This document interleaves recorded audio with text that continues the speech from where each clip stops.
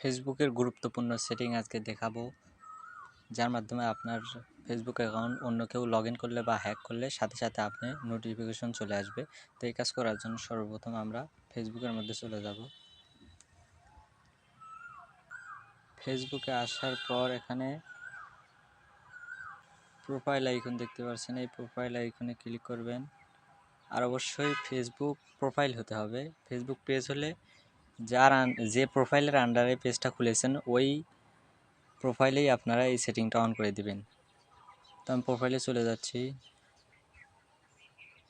আসার পর এখান থেকেও সেটিংয়ে যেতে পারবেন, উপরে সেটিংয়ে যেতে পারবেন বা নিচে এই সেটিংয়ে ক্লিক করলেও, সেটিং অ্যান্ড প্রাইভেসি ক্লিক করলেও এই সেটিংয়ে আসতে পারেন। তারপরে আবার সেটিংয়ে ক্লিক করবেন।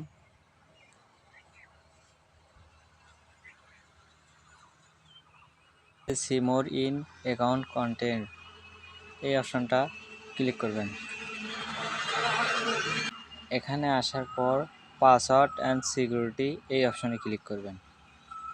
এখানে ক্লিক করার পর এখানে দেখতে পাচ্ছেন লগ ইন অ্যালার্টের উপর ক্লিক করবেন। এখানে আসার পর আপনার ফেসবুক প্রোফাইলটা দেখাবে, এই প্রোফাইলের উপর ক্লিক করবেন।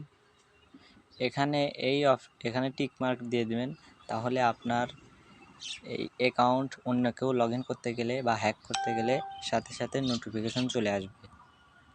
তো ভিডিওতে অবশ্যই লাইক করবেন এবং চ্যানেলটি সাবস্ক্রাইব করবেন।